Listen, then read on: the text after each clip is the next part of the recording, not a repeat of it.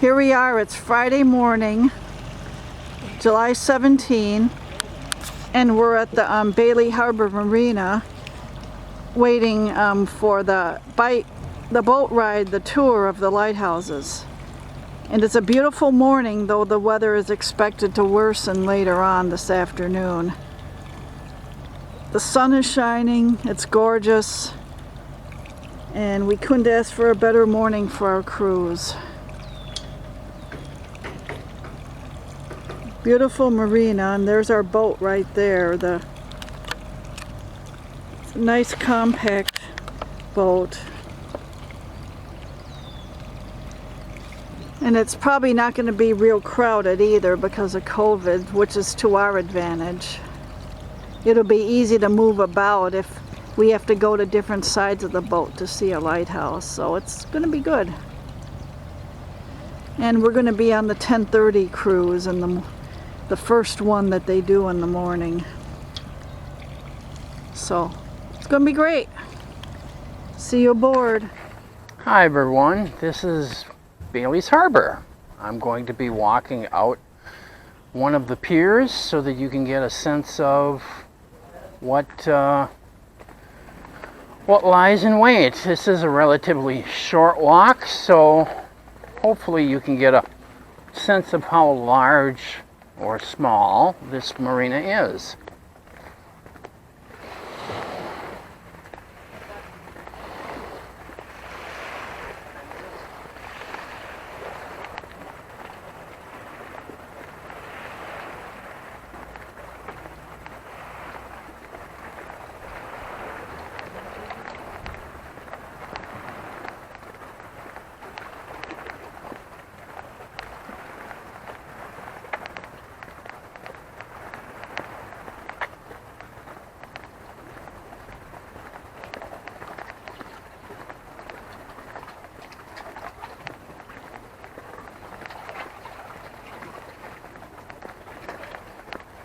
When I say that this is a relatively short walk, I'm comparing it to my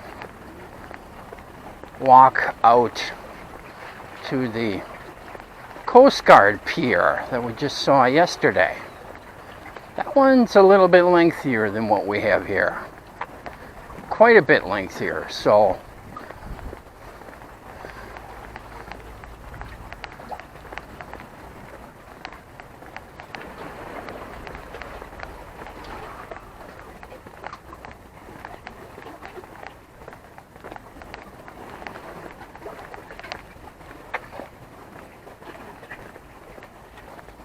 there's a good looking sailboat and emergency craft.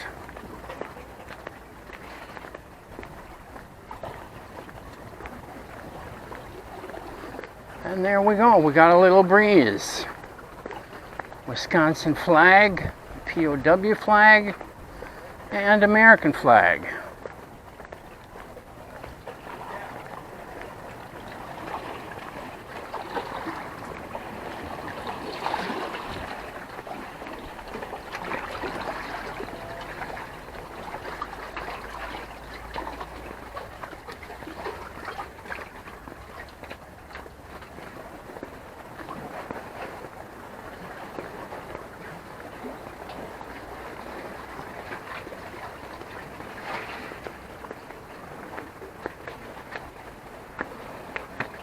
And here's the view from the end of our pier walk.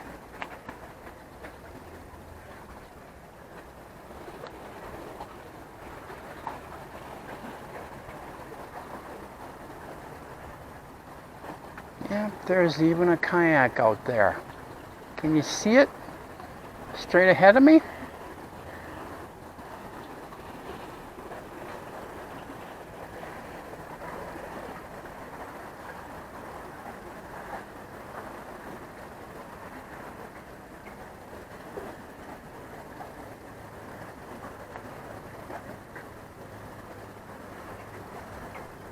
And Bailey's Harbor was actually a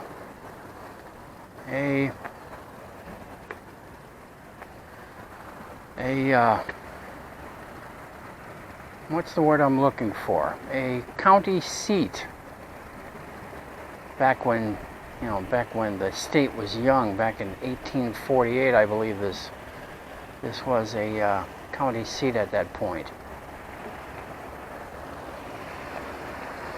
And here we go.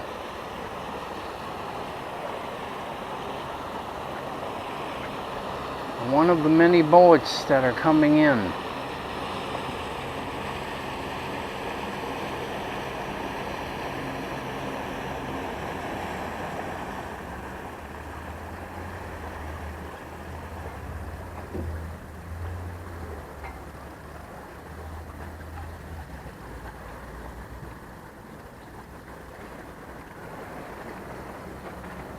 And there you go. A 360 view of Bailey's Harbor.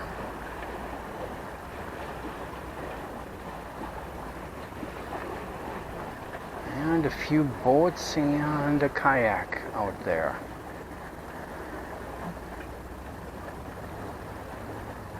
I'm glad you could join us for our trip up into Door County and Bailey's Harbor. I will let you enjoy the boats that are docked at this point. And of course the Monarch flying through. That was nice. Nice to see them. There's quite a bit of habitat and there's quite a few monarchs up here.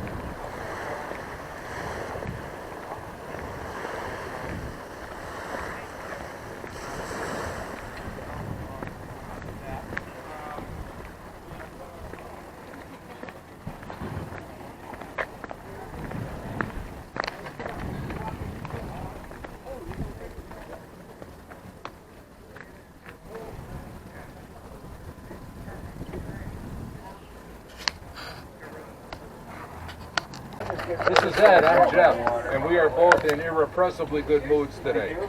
Hopefully that rubs off on you if you're not. I am a U.S. Coast Guard licensed master. This is an inspected passenger vessel. The Coast Guard is very concerned, particularly after what happened in California last year, about the safety of the vehicles that are taking people out on the water. So they were extra hard on us this year, although they didn't find anything, which is a nice thing for us. We are licensed to take 42 passengers. We never used to take more than 24, and now this is a full boat for us. We go anywhere between 12 and 14.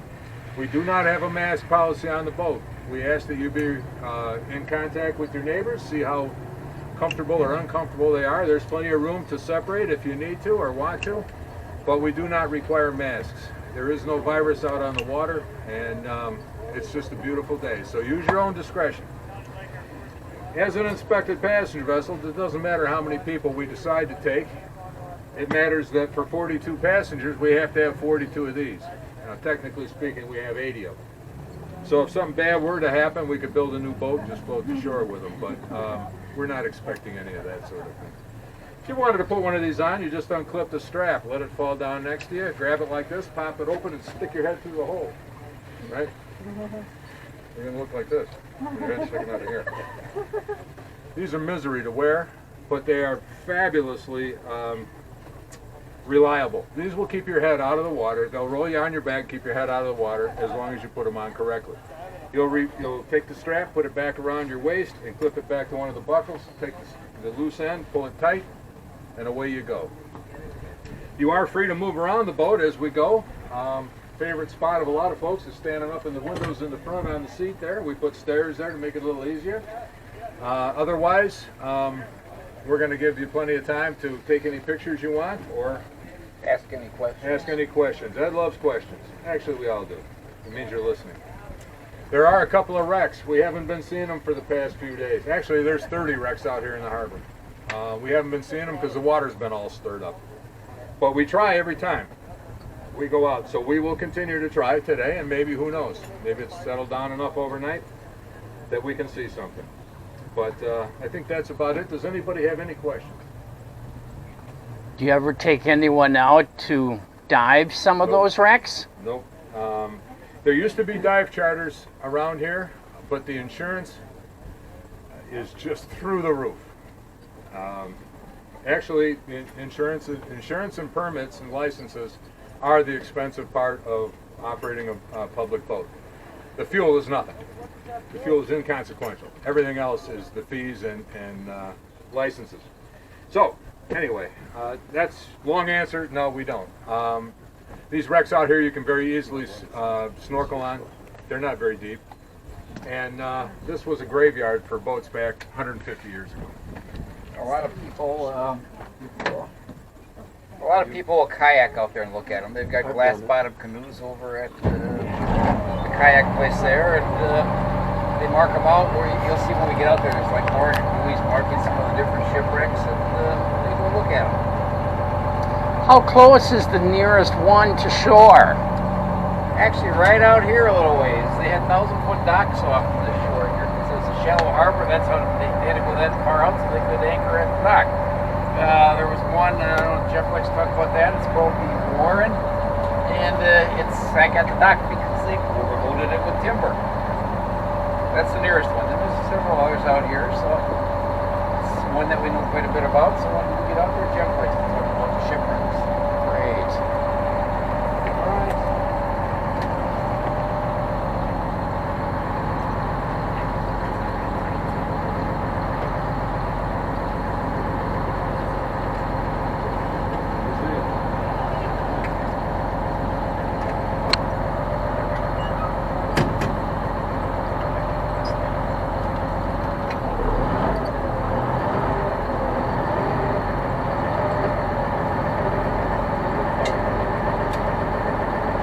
We're heading out. I'll tell you a little bit about the boat you're riding on. It was built in 1980 for the U.S. Navy.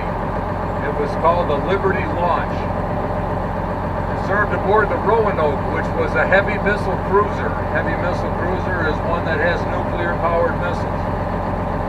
Most of the ports in the world do not allow the United States Navy armed with nuclear missiles to tie up at their dock. So they have to anchor offshore, and they would use a boat like this to take people back and forth to shore.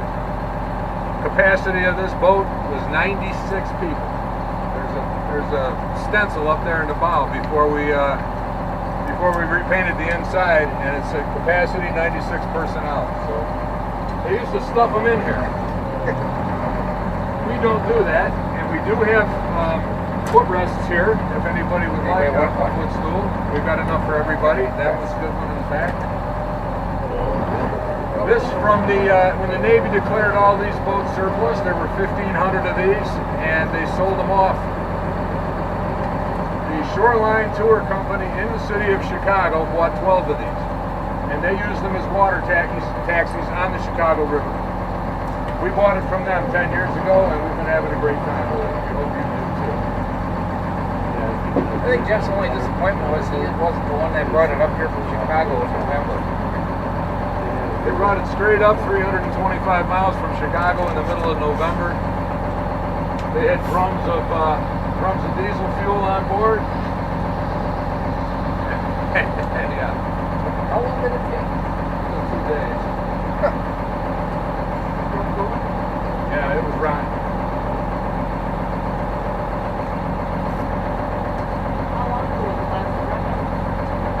We get a wreck out here every year. All the modern navigation and tools and everything in the world they don't cure stupid. Some people ignore the markings, where the maps, where the shoal is. Shortcuts aren't a good idea. I'm well familiar with that because of my naval background, so I know all about looking at maps and making sure that you're safe whenever you're on the water. Yeah, maps, a while back before GPS, lighthouses were important for that. That's how you got around the Great Lakes. Are we going to go past the birdcage light? We are. Jeff will circle by it, go back and forth a few times on it. It's out on the island out there. It was put on. It wasn't put in the best of places. Kind of ended up out there because Bailey's Harbor was founded by Captain Justice Bailey. Yeah. Okay. All right, Ed. Then your movie style. Yeah. Okay. Captain Justice Bailey was looking for a harbor of refuge during a storm, so we figured by sheer dumb luck he came in the harbor the right way. He didn't come across the shoal. Captain Bailey did some exploring and found there's a lot of timber to be had here and stone, so he reported back to Allenson Sweet, the ship's owner in Milwaukee. So Allenson Sweet founded Bailey's Harbor and named it after Captain Bailey. He petitioned the government for a lighthouse, and I always say it was his last name was Sweet. It was a sweetheart of a deal because his company got the contract to build the lighthouse, and they built it on his island. Again, not the best of places, because if you came across and saw that lighthouse here and tried to get forward to the docks here, chances are you're going to hit the shoal. Not a good thing. So we'll talk about that more as we get out there. And they built a couple other lighthouse stations to take the place of that in 1869.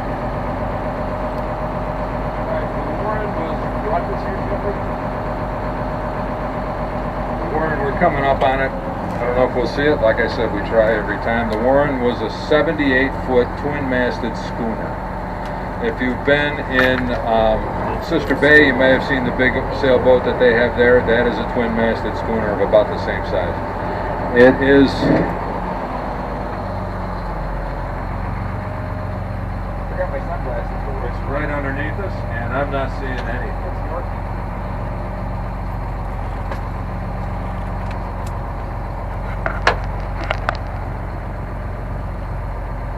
5 years ago, this was not visible. It's not visible today. But it was covered in sand. And during the low water, the sand started to dissipate, and all of a sudden, 5 years ago, poof, there's a black spot out here. It was the Warren. It sailed away from the dock over here and sank immediately. Some would say scuttled. I wouldn't be one of those, but it doesn't really matter. Anyway, as it became more and more visible, we were able to see that the ribs were still there, the centerboard was there, and now the past 2 years with the high water, it's been being recovered. So, anyway, as we're coming up on the range lights here, Ed will tell you about those, since he and his wife were instrumental, almost single-handedly, in getting those restored and reactivated.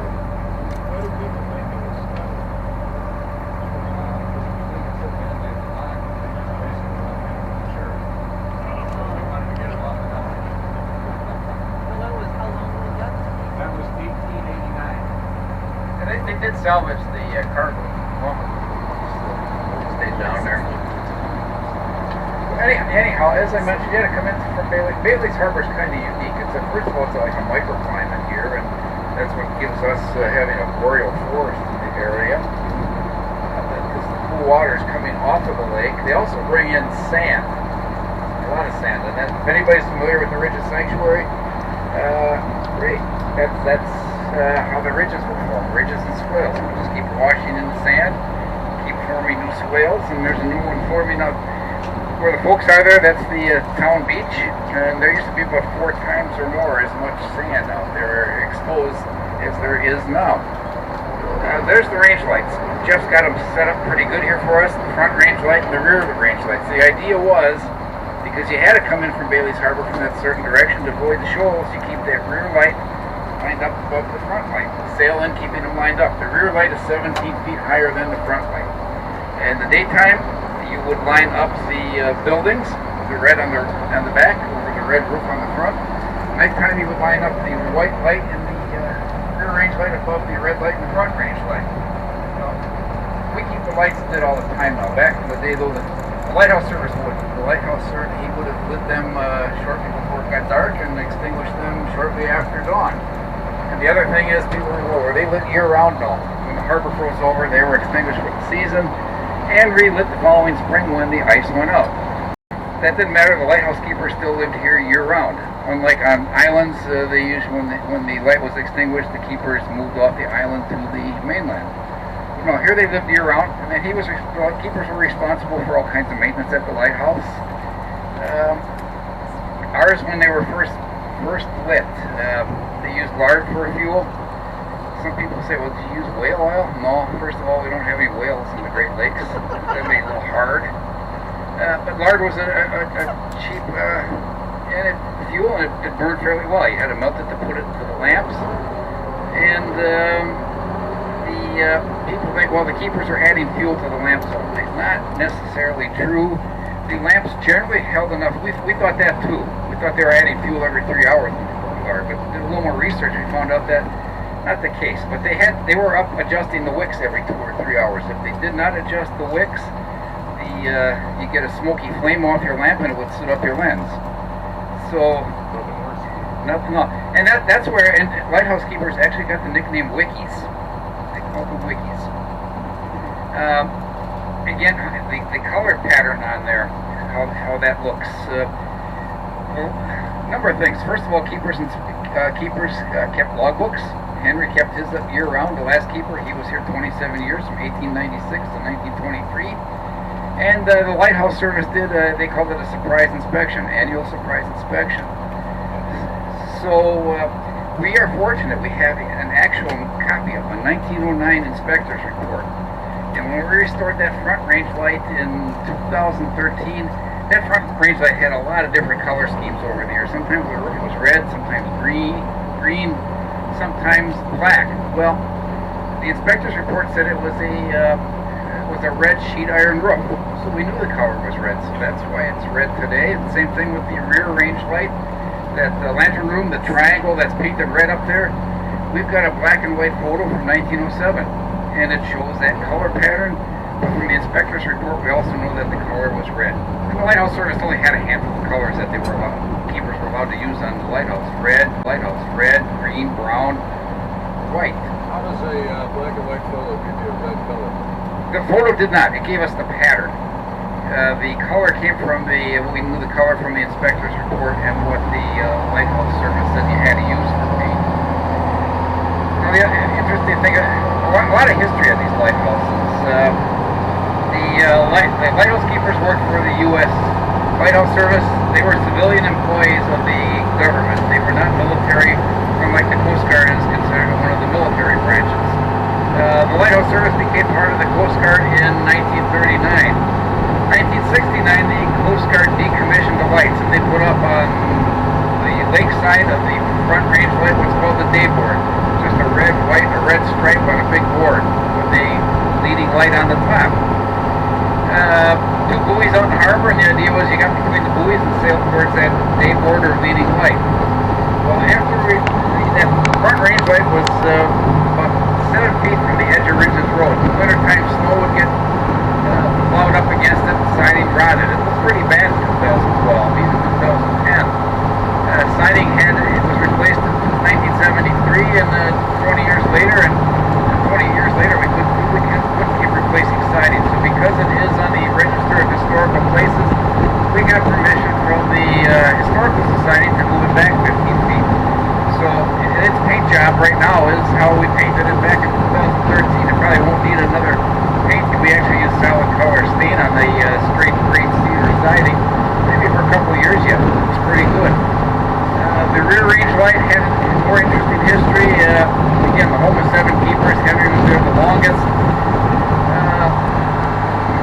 automated in 1923. They used that acetylene gas to automate it. You got a tank of acetylene gas, a special lamp with a pilot light, and a sun valve on the roof that would open and close and turn the light on and off.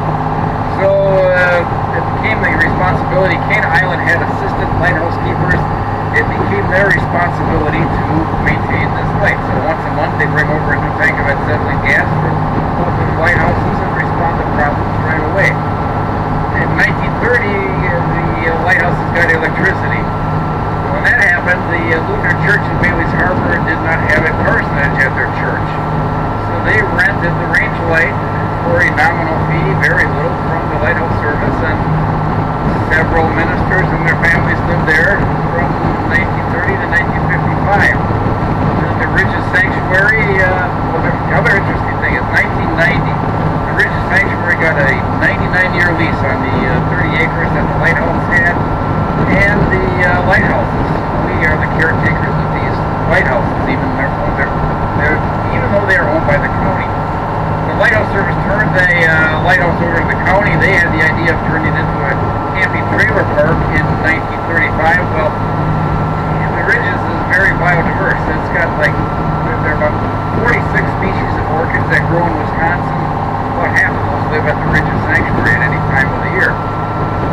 So Albert Kohler was a botanist and curator at the Milwaukee Public Museum. He and some locals worked very hard to save the ridges and the orchids.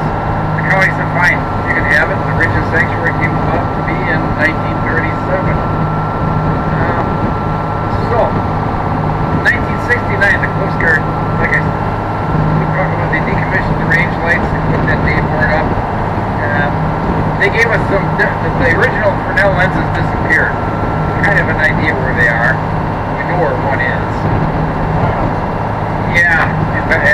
No, the one is at the Maritime Museum in Manitowoc.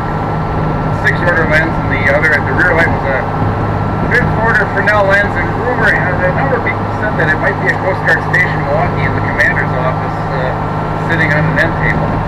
The curator at the Coast Guard, I asked, they called that.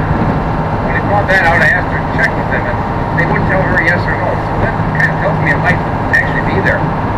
I'd love to see that one come back to the Door County Maritime Museum, and the other one go to the Nature Center at the Ridges, the one that we know is in Manitowoc. So after we restored that front light, they go, well, they really look nice. Why can't we turn them on and leave them on all the time? So we better check with the Coast Guard before we make ourselves active lighthouses again. And the head of aids and navigation in Cleveland said, sure you can. You can be a private aid to navigation. So we operate the lighthouses according to Coast Guard procedures, and that is mainly keeping the corridor cleared of trees and replacing bulbs if you have to. Those are LED bulbs in there. Leave them on all the time. Those are the original bulbs we put in there in 2015. Still going strong. So long story short, we are once again active lighthouses, active aids to navigation. We're back on the lighthouse listed navigation charts. All kinds of thoughts go through when I just kind of forget sometimes where I am. Anything to add to that, Jeff? No, that's the history of the whole area here. We are going by the Bailey's Harbor Yacht Club over here. It's a nice place to stay. It used to be a happening place. Back in the 50s and 60s, Ray Kroc had a 65-foot Constellation in there. Ray Kroc was the man behind the McDonald's magic. There's a photograph up at Max Welton Bray's of Bob Hope sitting at the bar at Max Welton Bray's. So this used to be a happening place. Now it's just sort of a sleepy little place. But the yacht club burned in 1991 on a Sunday, and it burned again on Sunday night after the local fire department extinguished it for the first time, and after that it was gone. Right next to it is the Hickey Brothers Fishery. If you've had anybody had a fish boil? How'd you get rid of it? He doesn't like fish boils are great. It's a skin disease. Anyway, my wife likes them. In truth, I've never had one. But anyway, the whitefish that you get at the fish bowl comes out of right here, right around the corner over here in Moonlight Bay. And they're likely caught by this firm right over here, the Hickey Brothers Fishery.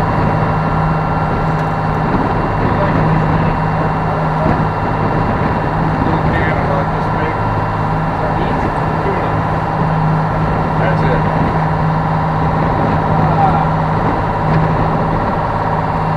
Otherwise, when we left the harbor, it was flat as a pancake out here. Now we got some rolling ones and twos. Is everybody going to be all right with this level of wave action? Maybe, huh? I'm always good. No, I went through a hurricane. Alright, So yeah. We're not going to have any hurricanes. I had an iron stomach because half of the crew was sick, throwing up into latrine, and the other half was the one sitting up on deck. Well, you don't want to be in our latrine. It's in this little box right here. Thank you. It's clean, but it's small. Anyway, we will keep going. This was supposed to have happened this afternoon after 3 o'clock, but since when do the weathermen know what's going to happen? So we'll see what happens. We're not anticipating anything bad, even if it was switched all the way on. But I'll check with you from time to time. All right, we're coming up on Lighthouse Island and the birdcage light. I'm going to pull around and do everything I can to get you good looks at it. It's special, and Ed will tell you why. One thing that's going on this year, Lake Michigan, actually Lake Huron, because it's attached to Lake Michigan, the Mackinac Straits. So, Lake, it was at a record low about 7 years ago. Now it's about 3 inches above its 1986 record high. So, but what you see across here used to be a causeway connecting the islands. You could walk across there. Now the people at the Lighthouse is privately owned. A fellow from Madison bought it, and now his grandchildren hold it in trust. We'd love to see it preserved. They don't really have any interest in that right now. So, yeah. So it was built in 1852. By Allen Sweet. It is. As we get closer, its tower is 3 feet in local fieldstone, 3 feet thick at the base, and tapers about 2 feet thick at the top. It's got a copper dome on the top, and with the lattice steelwork coming down from that. That lattice steelwork used to have glass in it at one time, and then it had a lamp that was pulled up into the Fresnel lens.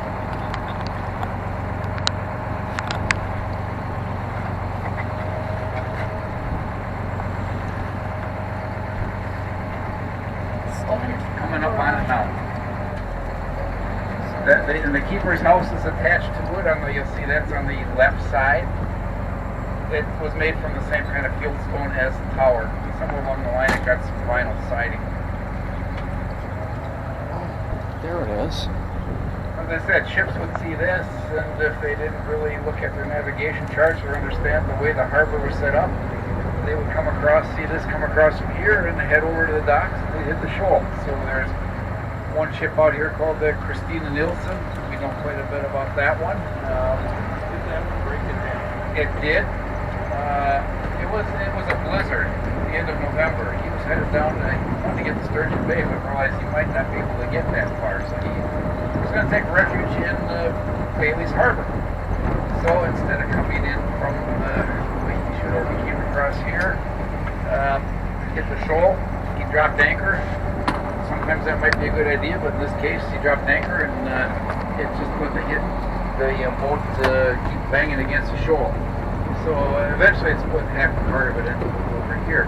And the interesting thing about that boat is boats on the Great Lakes are typically named after men, even though they call them she and her. He named it Christina Nilsson because he was from Sweden, and his favorite Swedish opera singer was Christina Nilsson. That's the one that I was kayaking with one half the time. So you can kind of see through the break in the trees, that's the mainland on the other side. Were probably a little bigger than this, and they started going into my bow. You got anything to add to this? Just that I would love to own an island. Oh man, would that be great. And then we could preserve the lighthouse. I wouldn't let you anywhere near it. Oh, Jake. You could probably find grants to help you do that. There's only 3 of these left.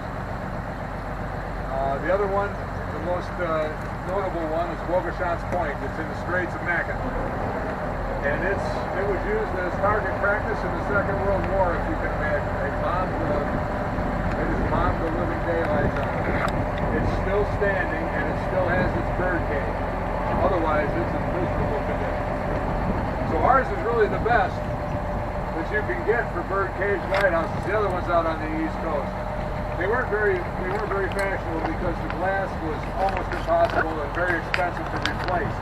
It was circular. It was like a hurricane. And they went for the replaceable panels, the 8 octagonal replaceable panels in later issues.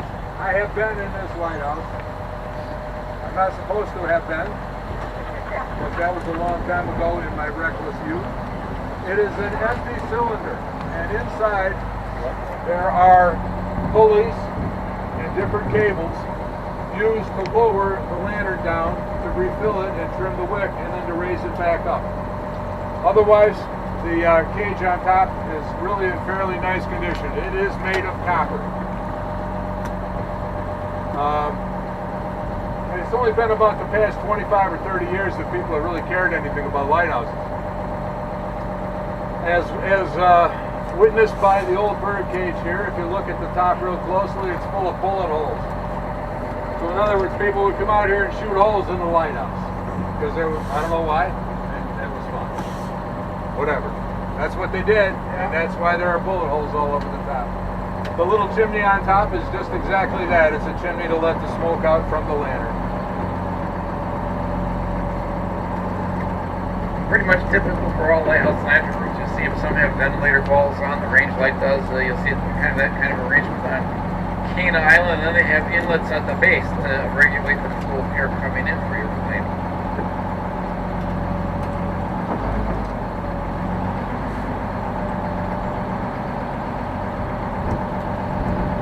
We're going to head up along the reef now, and when we actually get out into Lake Michigan, we are not out into the lake proper now. We are still in the harbor. When we get out, I'll check with you again, make sure everybody's still okay. I don't expect it to be too much different than this.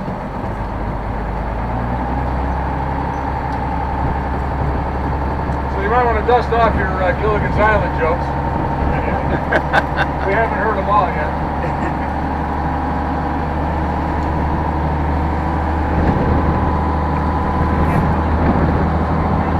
Yeah, so we won't have a problem. But you see over on the other side there? Yeah, the lighter water is the shoal. Over on the other side, those are islands this year. They weren't islands last year because the lake is so high. It used to be dry. But you won't want to go on a boat from here to get across there.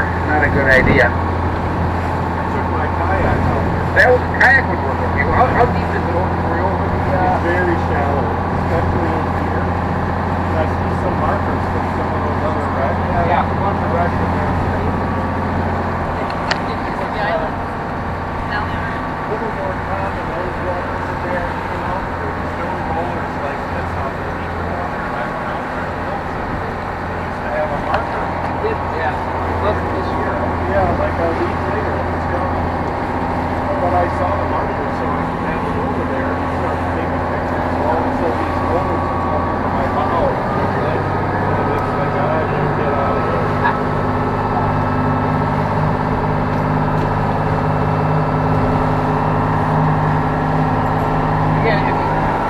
As we're going along here now, you can see the reef. It's the light green water that runs all the way back to the lighthouse, and it's all the way out in front of See us. it? What's that? Right on the surface of the water? That was out of the Oh, those water. orange buoys out there? Yeah. They mark where shipwrecks are. That's a shipwreck. Every year somebody pulls one of those rocks. Those orange Just like markers clockwork. are different shipwrecks. Awesome, man. That's Yeah. cool. Kayak people put them out there so they can find them when they go out exploring. That'll work. If you look at that lighthouse, you can see why it'd be so tempting to come across from this direction or that direction to get into Bailey's Harbor. Wow. Awesome.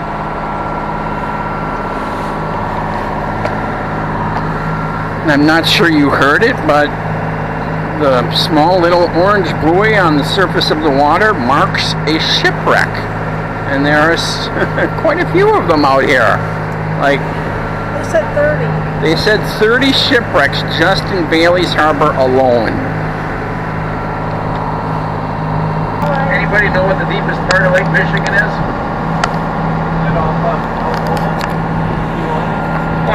About 40 miles this way. How deep do you think?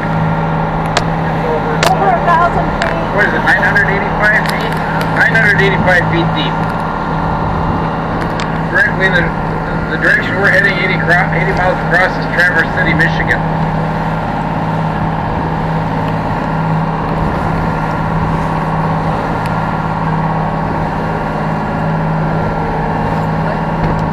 Back when we had the record low water, people were sure it was because of all of the usage of Lake Michigan water for local municipalities. They actually piped the water from Green Bay all the way, from Lake Michigan all the way over to the town of Green Bay. And De Pere and Appleton and all that, it's all Lake Michigan water. So they were trying to come up with different ways to stem the depth of the water. One of the ideas they came up with was encasing local garbage in steel and concrete blocks and dropping them into the deep part of the water to raise the level. Mercifully, nobody tried that, but that was on the table, and that would have been a horrendous thing to try. All right, we are out in the lake now. Is everybody okay? Don't be shy. All right. On the side of the boat over there, that's the official marker that denotes the end of that shoal. In normal water levels, you would clear that, you would go on the inside of it. You would keep it to your left. So where there's red right return when returning to port. So when you were inbound, you would put that buoy on your right side and come in like that boat is doing over there. We are right now only in 12 feet of water. So it's not very deep. And in regular years, we would be on the other side of that buoy.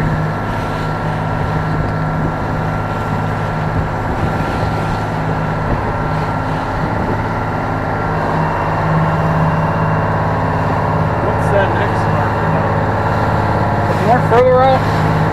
Yeah, let me talk about that. Sure.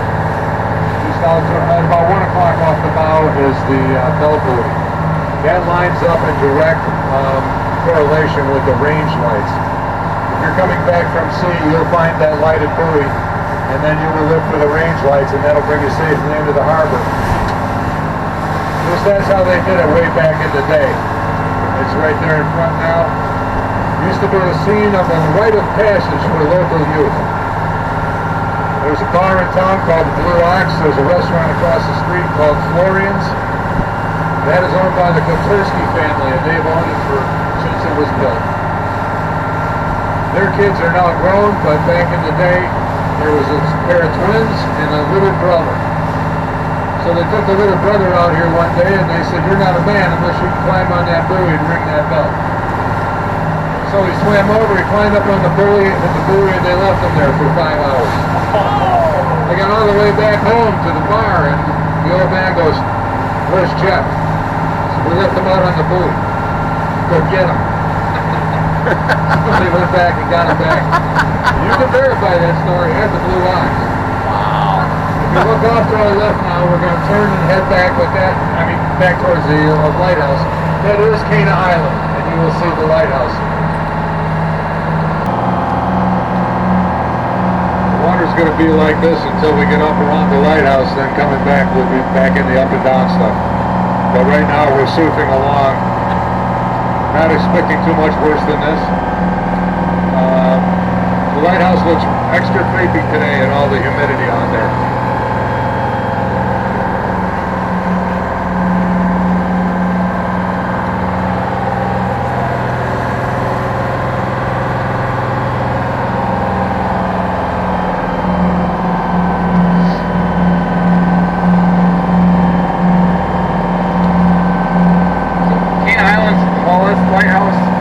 Michigan. It comes in at 89 feet high.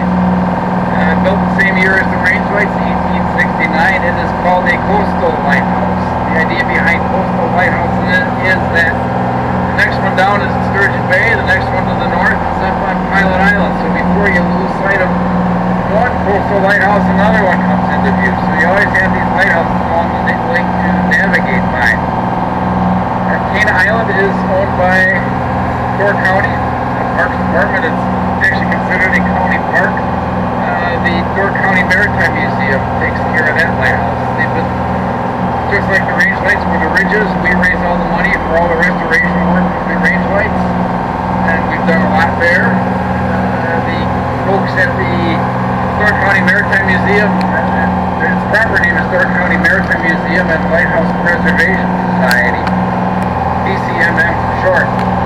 They've been doing a lot of restoration work on there. A number of years ago, they repainted the tower. They had to sandblast it because it had lead paint. They actually exposed it in plastic to do the sandblasting. The tower looks great. Then they also restored the keeper's quarters, the outside, the comfortable two-hole outhouse, and they're the only six-sided oil house at the lighthouse service ever built that we're aware of. The others are typically four-sided with a hip roof. The oil house is where they kept the kerosene after they converted it to lard.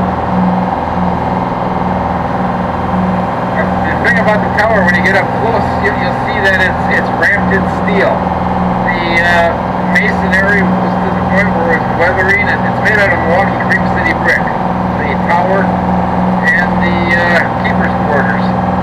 Well, it was weathering, and the mortar wasn't holding up as well as they'd hoped. So they decided to wrap it in steel. The steel was made at the shipyards down in Sturgeon Bay, and as one of our other crew says, it has the unique feature of having square windows on the inside and round windows on the outside, because the shipyard didn't know, they were used to making portholes, so it had a porthole for its outside window. And when they put that steel on there, then they filled the void in between the Cream City brick and the steel with concrete, so very solid tower.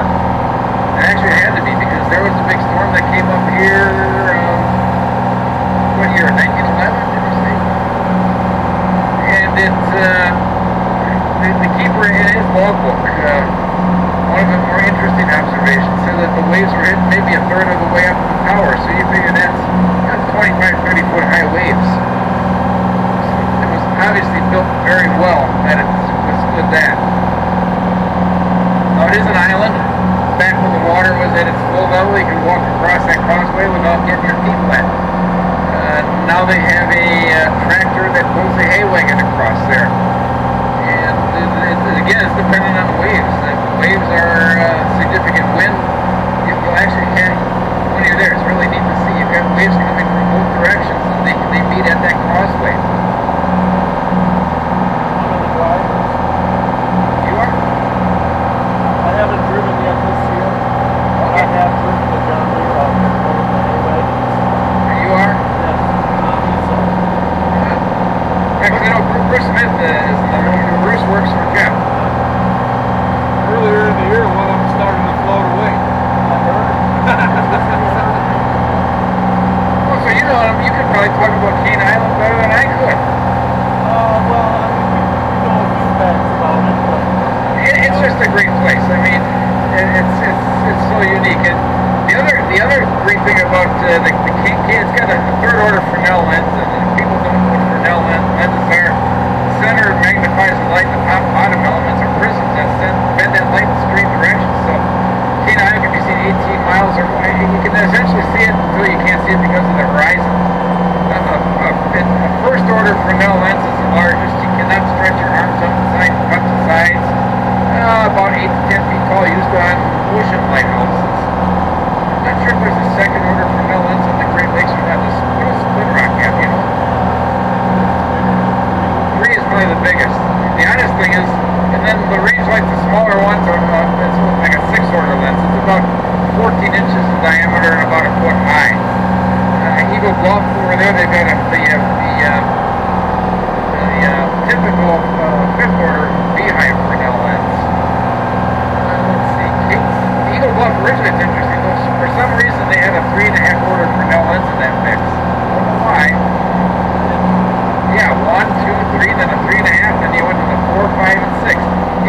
originally had a 3.5. So then when they replaced it with an incandescent oil vapor lamp, that lens was way too powerful for that lamp, so then they put the fifth order lens in there. I don't really know what happened to the 3.5 where it went, but Eagle Bluff still has its fifth order lens up there, although it's not used. They have a modern beacon out on the lantern railing. We had heard that they were going to retire this one and replace it with LED lights.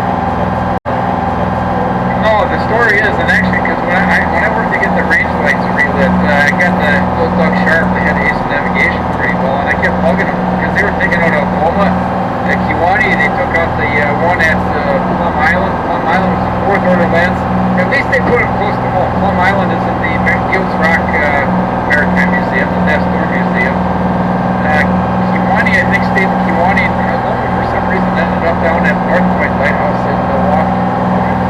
No, and back to, you see, yeah, originally they were going to take the third order lens out of Cana Island. That thing weighs a ton or better. And to me, that was awful risky, just trying to take that down, get it down. And, because you were part of the new interpretive building on that it was going to be right on the interpretive building. That was one of Amy Paul's justifications in the Maritime Museum for that building, but that building was still needed, regardless of whether the lens went there or not.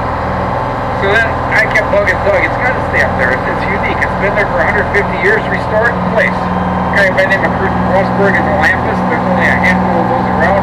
He's in the UP. He's the one that took care of taking all the other lenses down. He could restore that in place. So then when we had the 150th anniversary last year for the Bailey's Harbor range lights, Doug couldn't make it. He had a family thing. He was going to come up here. So his replacement speaker was the captain of the Mobile Bay. So he said, Doug has news for you. He said that the lens at Cana Island is going to stay there and be restored in place. He said the Coast Guard decided they're going to keep 3 lenses, Grinnell lenses in Lighthouse. Tibbetts Point and one on Lake Ontario and one on Lake Erie. So is it true? It's truly a Coast Guard decision, not that was a Coast Guard decision. The Maritime Museum, we were all surprised. We did not know that he was going to say that. That came as a really pleasant surprise for us. And that lens belongs up there.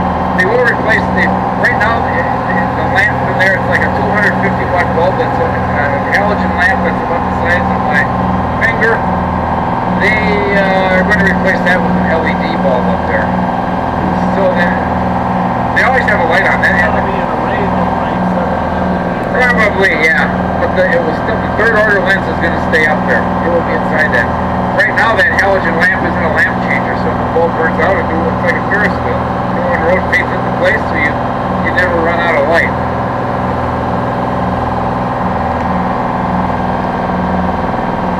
Well, I was just so happy when I heard that was going to stay there. Yeah, it belongs there. Been there 151 years. And the problem is that there's a putty that holds the lens in place. It's called Litharge. It's made like a lead paste, dries, and then deteriorates and needs replacing. I'm surprised they haven't come up with something better than that, but it's still holding all its elements in place. All you gotta do is put some new recaulk it, essentially.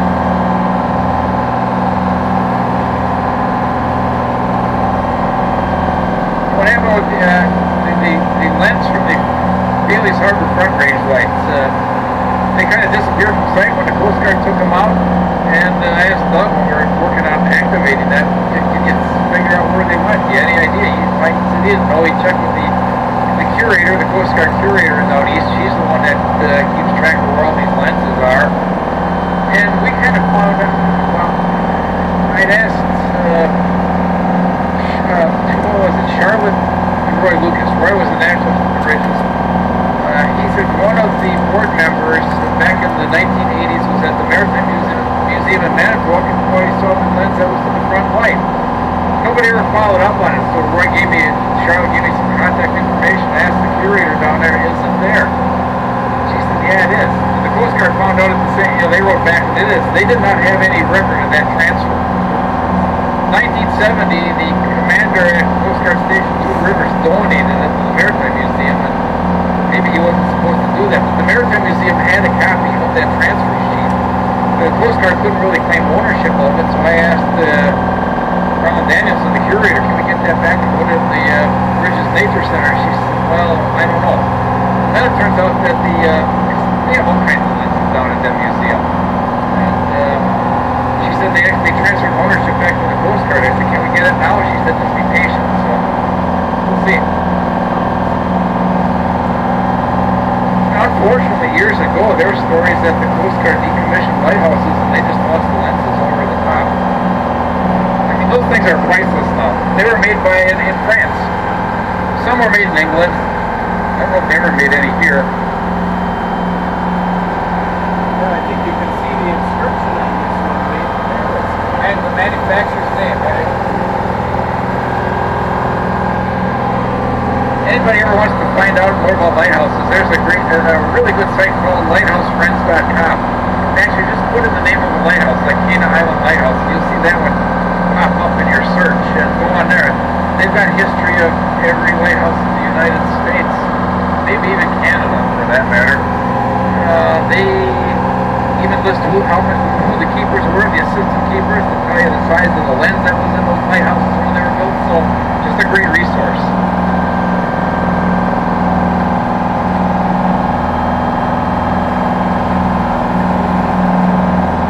This bay over here is called Moonlight Bay. If you're on your way out to Cana Island, you will pass signs for Moonlight Bay. That will take you over here. On most of the navigation charts and on some old road maps, it comes up as Mud Bay.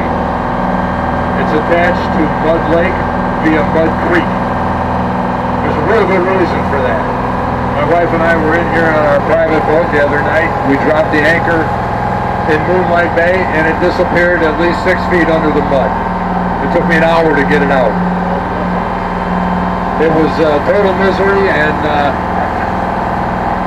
we won't be dropping the anchor back in there again anytime soon. But back in the day when it was Mud Bay, they wanted to develop the land around it. It wasn't selling well on Mud Bay, so they changed the name to Moonlight Bay. That was back about the time that there was a popular song, something about driving along on Moonlight Bay or cruising along on Moonlight Bay. So it worked. They sold some property out there. Now most of the stuff on the left side is a nature preserve, and most of the stuff on the right side is very scattered housing.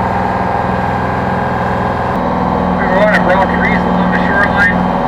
There are some trees up here that are dying because of emerald ash borer, and beaches have some problems, but that's not the problem with those. Those trees have wet feet, and they don't like wet feet because of the high water. Here's bottom. Nothing looks like a deer. Nothing smells like a deer.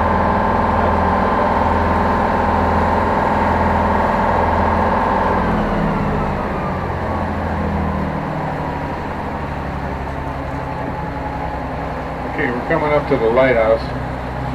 You can get a pretty good view of that big old Fresnel lens that's up there. You can also see, if you look in front of the boat, the big brown stripe of water that heads way out. That's what the lighthouse is guarding. Right now we are in 12 feet of water. Presently we'll be in about 6 feet of water. Still enough, but not a whole lot extra. You used to be able to climb the tower and go out on that black rail that's out there. The virus has taken care of that. Hopefully someday they'll be able to do that again, because that's a special thing. It's 89 steps to the top. If you look over the side of the boat right now, you'll see what I'm talking about. There's nothing but big rocks everywhere. And that's what this is guarding. It is also a mile marker lighthouse. It is a "You Are Here." Its signature is on. It does not flash. It's simply on. When you see a lighthouse and it's on, you know it's Bailey's Harbor Light. I'm sorry, it's Cana Island Light. Right here is a spot of a shipwreck. It was the MJ Bartlemay. You will not see it. It has been gone for a while, but it was a 300-foot steamer made of steel. It ran aground, almost hit the lighthouse back in the day in the fog. Lighthouse keeper didn't even know it was there until the next morning. The fog lifted and the boat was hard aground. They were unable to salvage it. They brought tugs up from Sturgeon Bay. They could not get it off the rocks, so they left it. Became a tourist attraction until one day a local kid swam out to it and drowned. That's when they decided that they needed to get rid of the MJ Bartlemay. They cut it up into little pieces and hauled it out of here. Every once in a while when we're going through here, we'll see a link of chain or a piece of steel from the Bartlemay. Interesting thing though, we did find last winter that the Maritime Museum, somebody had donated a film to them taken in 1922. It was a bunch of college kids that were having a good time one day, and they went out to the Bartlemay with a 8mm camera. And they took videos of the exploration of the Bartlemay. And they show them in the wheelhouse with the humongous steering wheel. It's just very fascinating to see.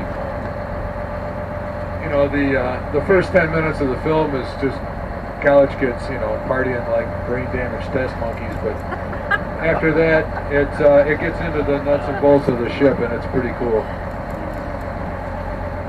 Ed told you about the storm in 1911. Highest recorded waves on Lake Michigan were 36 feet. 252 sailors died in that storm, along with 56 ships that were destroyed. If you were on the water, November 13th, 1911, you were dead. This is pretty much the way it was.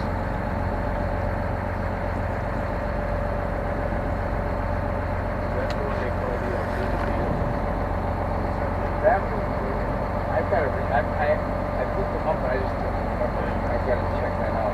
Yeah, because the Alpena Gale across all the Great Lakes. That was Yeah, it was a bad one. Access to the island is gained by the hay wagon over there. It's being pulled by the John Deere tractor. Remind me. They are proud of their situation, their adaptability to be able to get people out to the island in the high water. And they claim out in the water nothing swims like a deer. We're going to see it go across here in just a minute. It's a lot of fun, especially when it's wavy.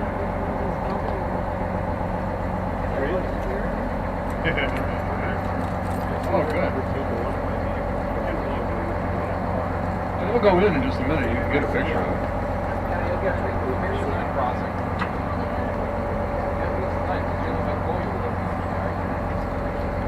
Well, when you own the boat, you can take a little extra risk. Yeah, the water now. Right now it's 10 feet. Well, I'm crossing the causeway. It's about. The water is right up to the deck.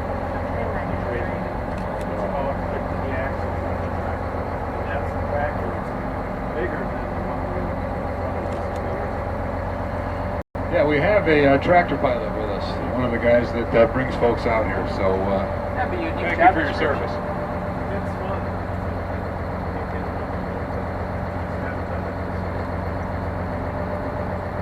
Do you live in the area? Yeah, Fish Creek. But you don't live out here on the bay. No. Okay. We got an interesting story for you when we turn around to head back.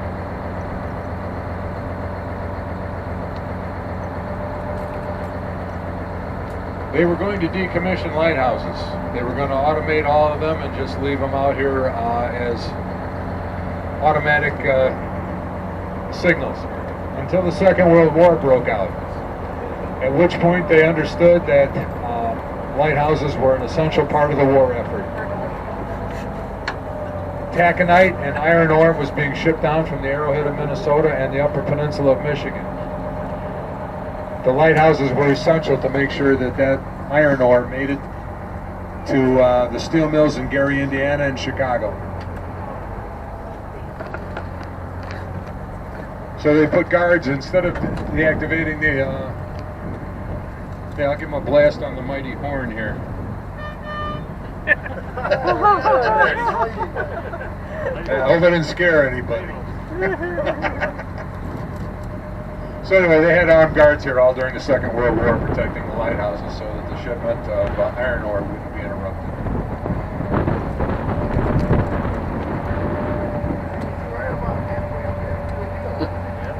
That's getting deeper. This is the tractor taking people out to Painter Island. That's actually the deepest I've seen Hardly that. underwater. It's really deep here. Watch the whole thing go floating away. Right, there's a small crack. Yeah. Yeah, There's a lot of folks going out too. 37 was we put lawnmowers on it. If you put, that's a mower deck, huh? If you look at the back of the lighthouse now, you can see that the back part of the lantern room is blacked out. I think it's speed skating. That's because the peninsula is only about 4 miles wide here. And if you were on the other side of the peninsula and didn't know there was land here, you would see that lighthouse from the other side, from the Bay of Green Bay. And that can raise all kinds of problems if you're cruising along in a powerboat.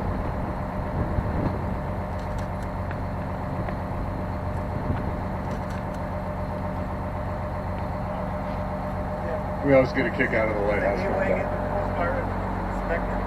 No. Well, that's the reason they're still using the hay wagon, is they were talking about having a boat. And as soon as there's a boat, you have to have a captain.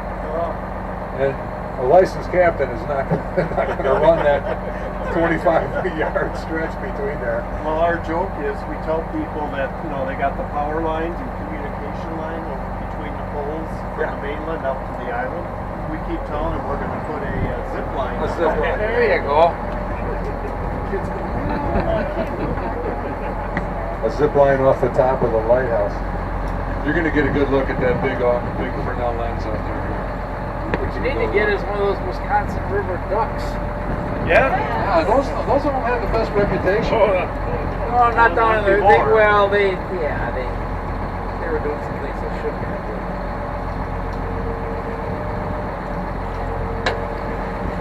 When you Yeah, that mentioned stuff is only as safe as the...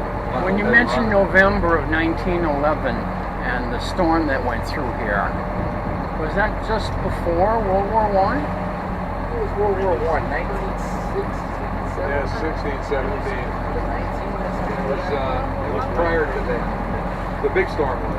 Okay. There was another storm, Armistice Day, in 1940, 1945, whatever Armistice Day was.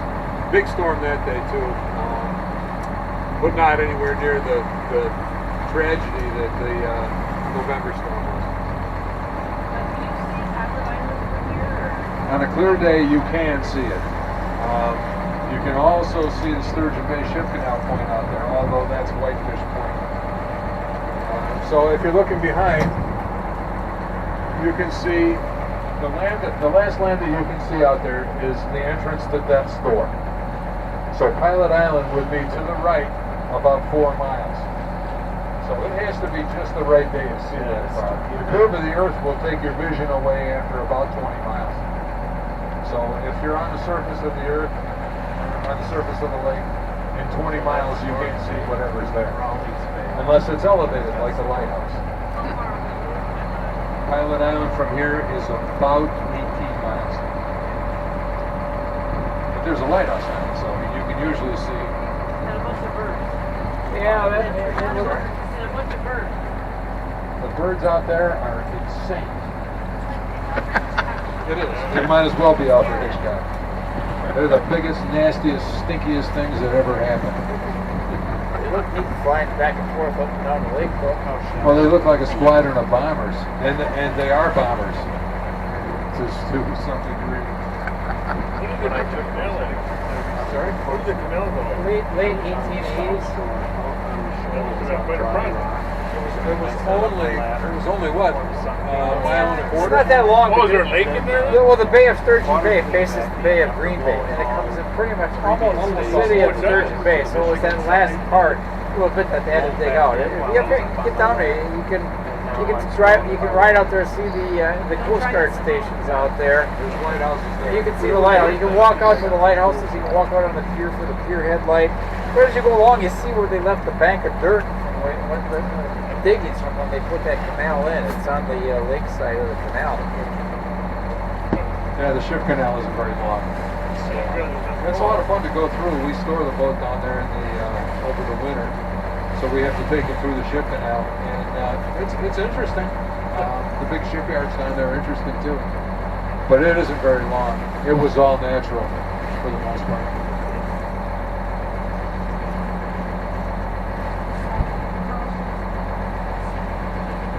The Chicago Fireboat's not there anymore, is it?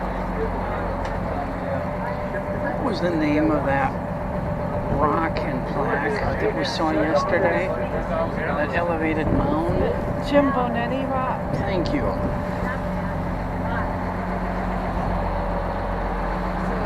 The other fun thing, and that's the other good thing was last year too, was the 12 ship thing. Because we went out, we sailed down to Niagara from Green Bay to Sturgeon Bay. Yeah. It was a great experience.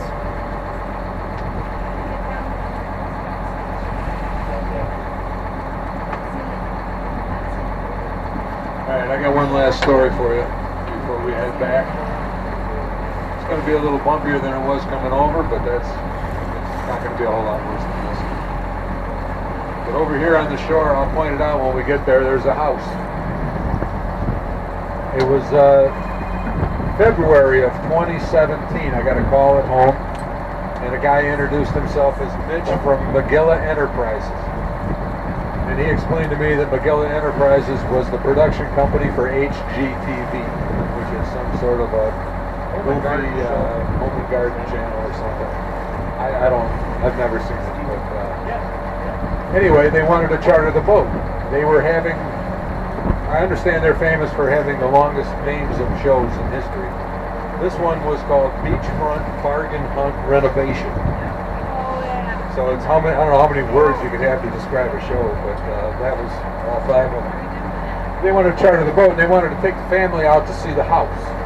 The premise is that they go out, look at the house, and if they buy it, they renovate it, and they show that after the renovations are complete.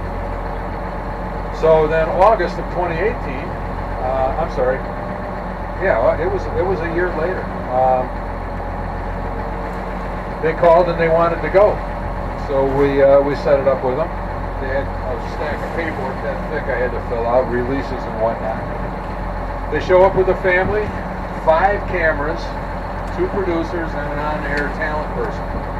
I didn't recognize any of them. They put a camera out on each one of the piers in Bailey's Harbor, and they had a camera on board with the producer and the on-air people. So we're leaving the harbor, and the guy goes, "Now this is to the family, of which there were about 9. So now remember, you've never seen this house before. So we're going, wait a minute, what's up with that?" So we're going along, and he goes, "All right, now I want you kids to ask the captain when I tell you, how far is the lighthouse?" Okay, go. "Captain, how far is the lighthouse?" "It's about 5 miles from here." "Oh wow, that's great." Cut. That was that. It was like that the whole way out here. The whole thing was scripted and staged, to the extent that we're going along and one of the kids sees a seagull and he goes, "Hey, look, there's an eagle." Everybody looks around and we said, "No, that's a seagull. That's not an eagle." And the producer goes, "No, wait, that works. Let's do that again. Say, look, there's an eagle." And everybody go, "Wow." All right. So the kid does it again. Everybody goes, "Wow." And in the actual airing of the show, they put an eagle in the view. Look, there's an eagle, and then they show this eagle flying across. So if you ever wondered whether any of that stuff was real, it isn't even close. The house had been purchased over a year prior. It was already renovated. They knew exactly where it was, and their junk was in the yard. So it was really actually quite comical, and they paid up for the boat, so that was cool. I mean, their credit card ran. I'm sorry, it's going to be the one with the gray roof right over there. It's going to come into view in a minute. It's a very nondescript house. It really is. I mean, other than being on the water in Door County, it's really not the kind of thing you would notice all that much. But anyway, the show aired last August, and for the first time. And I wouldn't watch for it in reruns. Although I don't know, maybe it'll show up again. But if it does, remember, there was no eagle. we're going to ride back now. We're on a normalcy. We're about 20 minutes, 25 minutes. It's going to take us a little over a half hour to get back now. If you have any questions, that'd be great. Otherwise, we're going to just let you ride. One more still there. Just when you thought it was safe. They weren't the only show to come up here and film a renovation. It was a, oh gosh, we were restoring the Bailey's Harbor front range light. It was 2013. That's why I remember the date. So the beachfront motel in Bailey's Harbor needed some work. There's a show called Hotel Impossible. I've never seen it before, but apparently they go around to hotels and motels that are in trouble and get them out of trouble. Well, it needed some renovations, and our local construction group, Plow Construction, got the contract to work with them on this project. So they were supposed to be working on the range light at the same time repairing that. Well, they worked straight one weekend, Friday through Sunday, to film all this stuff. And there was a deck on the back that needed to be fixed, so Eric went up. Well, first of all, the gal says, well, let's go to your local lumberyard. Well, they're not open. Let's go to find a Menards. We don't have Menards here. You don't have anything like that in Sturgeon Bay? No. So Eric is, he's a good customer of Lampert Yard, so he called up the Roger at Lampert and said, hey, can we get some material? He got it. So then the gal, she put on, it's like, he's showing this big slip of receipts. It's like, the producer says, we have to buy all that stuff? Do we really need it? He says, yes, you do need it. And we did see they had over at, was that Maxwell Breeze, I think. They had a preview of it. It was interesting how it turned out. Sounds like it was better than Jeff's beachfront people. And I think it's out there on the YouTube video. You can look at it. But the guy was, Eric, Plow Construction's a great. Eric and his dad own that. They've done some great work with. We team up to work on the range light restoration, and the director was he had an attitude problem, but he told Eric, he says, you're one of the best contractors I ever worked with. You want to come along with us on the road? And Eric said, no, I got too much going on here.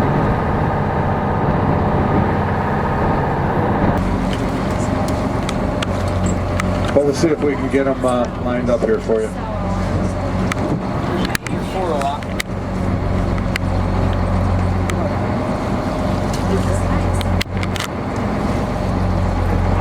When you're in close, you wouldn't really believe that rear light was enough higher to make a difference.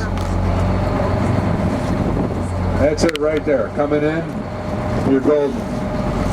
If you see it lined up like that, you can roll as a boat in front of you. Do a wheelie. Yeah. If you're coming in at night, it looks particularly interesting. But that's how they line up.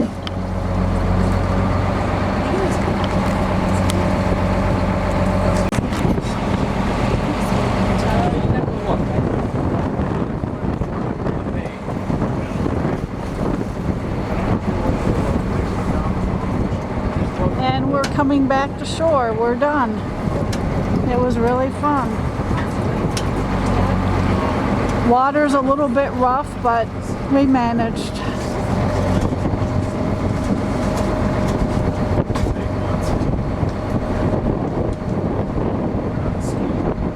The wind's getting stronger. Yeah. You can see that. You can tell that, the wind is intensifying, so. It's more than it was when we left. Yes, it is. Yes, we were smart to take the first one. On an And empty. it's going to get choppier as the day gets later. I almost feel it more here than we did out there.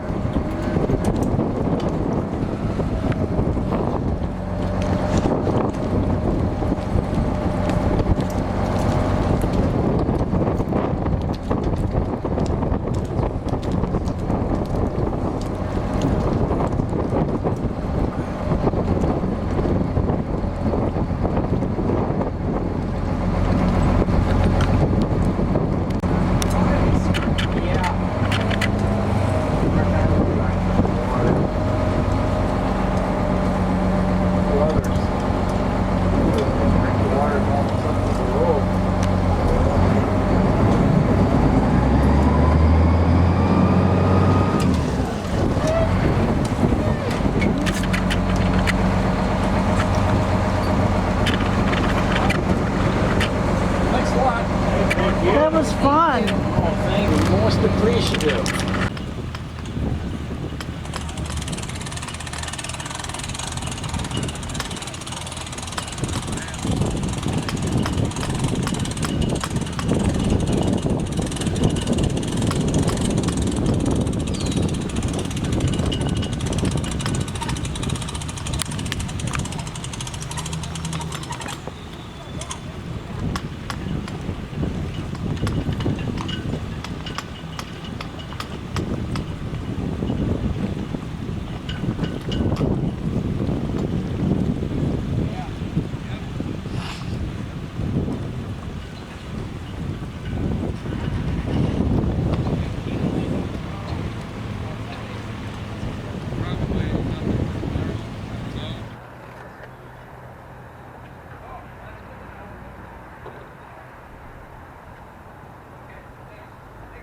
A lot of action here.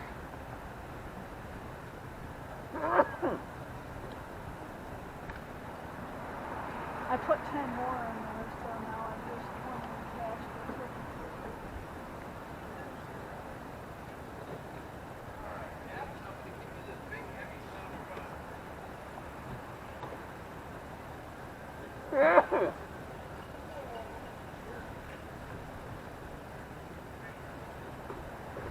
This is such a nice scene right here.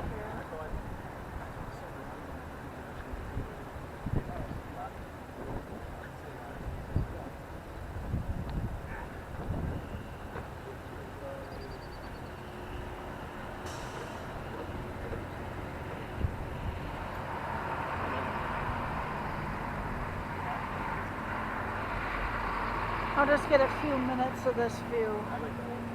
This will be something for us to remember.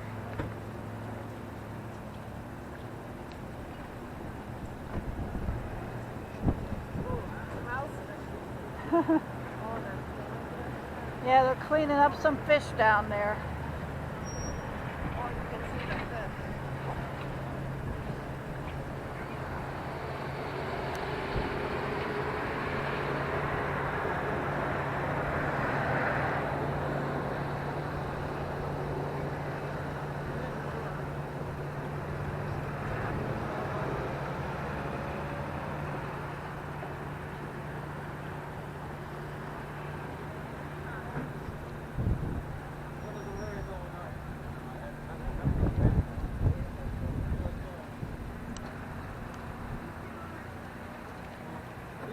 Put it on my list.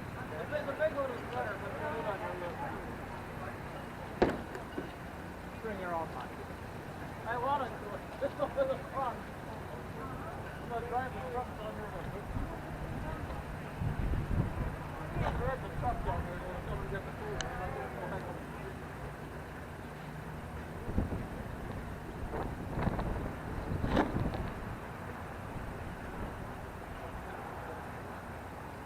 Glad I got it before they parked right there.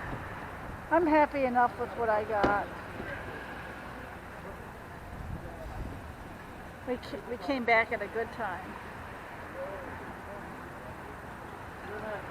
Yep. No. We'll take care of it.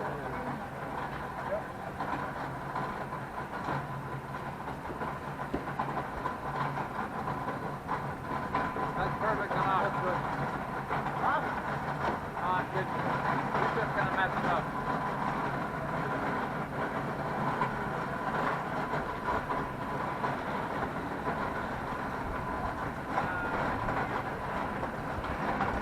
All right.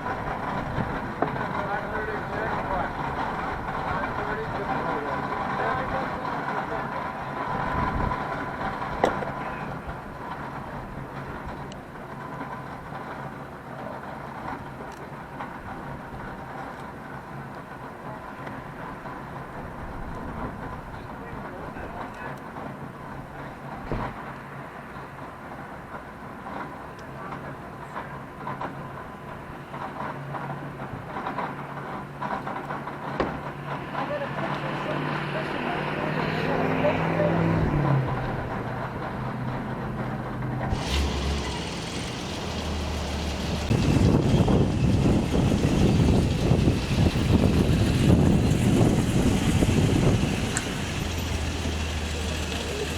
That's the captain's vehicle, that beautiful orange truck.